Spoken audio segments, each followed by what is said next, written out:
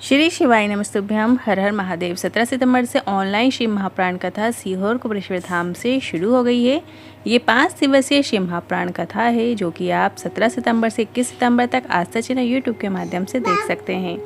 ये कथा ऑनलाइन चल रही है जिससे आप सीहोर कुबेरेश्वर धाम में भी पहुंचकर इस कथा का श्रवण कर सकते हैं। 19 सितंबर तीसरे दिन की पितृपक्ष की शिव महाप्राण कथा पूर्ण हो चुकी है। आज की इस वीडियो में आपको 4 पितरों का नाम लेकर एक चौमुखी दीपक अपने घर या आप कहाँ लगा सकते हैं इस दीपक को, उसकी जानकारी आपको इस वीडियो में प्राप्त होने वाली है।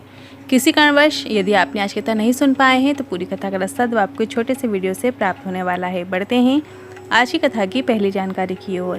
पितृपक्ष की प्रदोष की विशेष तिथि आज है और ये दिन बहुत विशेष है।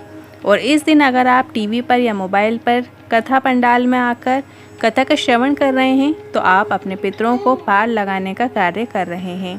बढ़ते हैं आज की कथा की दूसरी जानकारी की ओर। आजकल की दुनिया सिर्फ शरीर में आग लगाने वाले को ढूंढ रही है कि हमारे मरने के बाद हमारा श्राद्ध कर दे, हमारा तर्पण कर दे, हमारा पिंडदान कर दे। सभी ये ढूंढ रहे हैं। ऐसा कोई व्यक्ति ही नहीं जो घर में पुत्र की कामना ना करता हो।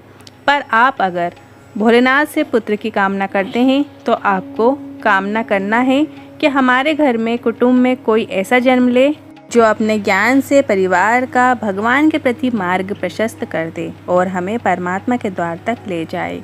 बढ़ते हैं आज की कथा की तीसरी जानकारी की ओर। एक व्यक्ति ने प्रश्न किया माँ पार्वती का नाम संपूर्ण विश्व के पेट भरने का जागृत करता है। तो इस पर गुरुजी ने कहा, देवी भागवत के अनुसार अगर व्यक्ति माता पार्वती माता अन्नपूर्णा का स्मरण मात्र करेगा तो भले ही उसके शरीर में अन्न ना हो पर उसके शरीर में बल पूरा विद्यमान हो जाता है। बढ़ते हैं आज की कथा की पांचवी जानकारी की ओर। प्रीति जी पत्र लेकर आए, लिखती हैं, हम कुबेरेश्वर धाम आते रहते हैं। पति भी 2 बार कांवड़ यात्रा में 2 बार शामिल हो चुके हैं। सब कुछ प्रदान किया है बाबा ने। बाबा की कृपा से बेटे की डॉक्टर की पढ़ाई भी चल रही है। नीट का एग्ज़ाम उसने पास कर दिया है। उसी का आभार व्यक्त करने आए हैं। बढ़ते हैं आज की कथा की 6वीं जानकारी की ओर। मनोज जी पत्र लेकर आए, लिखते हैं, गांव जा रहा था, एकदम से रास्ते में हिरन आने के कारण मैं गिर गया और मेरे लीवर फट गया और ब्लड पूरे शरीर के अंदर फैल गया। जितने भी हॉस्पिटल गए सब ने मना कर दिया। फिर बड़ी मुश्किल से एक हॉस्पिटल में भर्ती हुआ और मैंने परिवार वालों ने शिवलिंग पर जल चढ़ाकर थोड़ा सा जल प्राप्त करके मेरे शरीर में लगा दिया गया और बेलपत्र को मेरे सिरहाने में लेकर रख दिया गया और आज पूरी तरह से ठीक हो गया हूँ। उसी का आभार व्यक्त करने आए हैं। बढ़ते हैं आज की कथा की 7वीं जानकारी की ओर। आज प्रदोष का दिन है। आज आपको एक विशेष उपाय करना है। एक बेलपत्र लेना है, एक चावल का दाना लेना और एक कलश जल लेना है।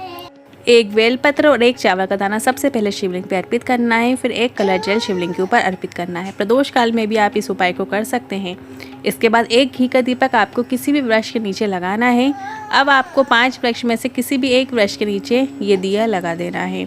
बेलपत्र का वृक्ष या पीपल का वृक्ष या वट वृक्ष या आंवला या शमी वृक्ष, इन वृक्षों में से किसी भी एक वृक्ष के नीचे आपको घी का दीपक लगा देना है। बढ़ते हैं अगली 8वीं जानकारी की ओर। आपने श्राद्ध में अगर 16 दिन ब्राह्मण पूजा नहीं कराया, तर्पण नहीं किया, कुछ भी नहीं कर पाए हैं तो आपको श्राद्ध पक्ष में एक चौमुखी दीपक लगाना है।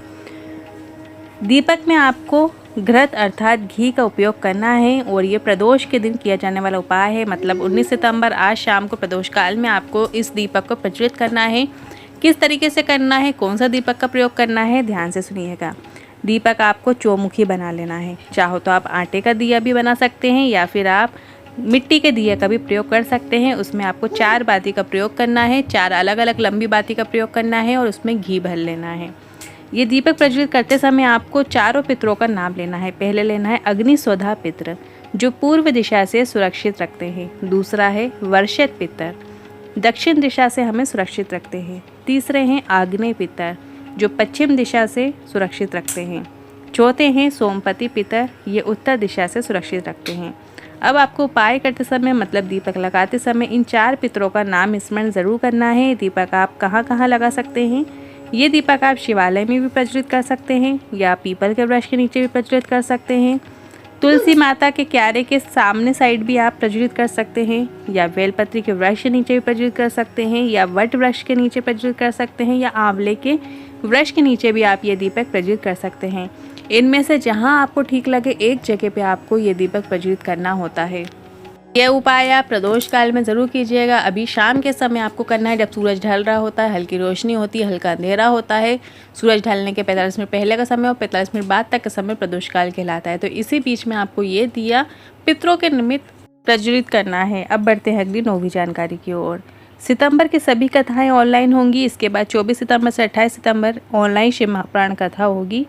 इसके बाद 3 अक्टूबर से 9 अक्टूबर जलगांव में पंडाल में शिव महापुराण कथा होगी। ये भव्य पंडाल में कथा होगी। फिर 12 अक्टूबर से 16 अक्टूबर शिरडी महाराष्ट्र में पंडाल में शिव महापुराण कथा होगी। फिर 25 अक्टूबर से 29 अक्टूबर धनौरा छत्तीसगढ़ में शिव महापुराण कथा होगी। अक्टूबर की जो सभी कथाएं वो पंडाल में ही होंगी। आज के उपाय से जुड़े मन में कोई सवाल या क्वेश्चन है तो कमेंट के जरिए पूछ सकते हैं। वीडियो थोड़ा भी उपयोगी लगा हो तो वीडियो को लाइक करके कमेंट बॉक्स में हर हर महादेव ज़रूर टाइप कीजिएगा। श्री शिवाय नमस्तुभ्यम। हर हर महादेव।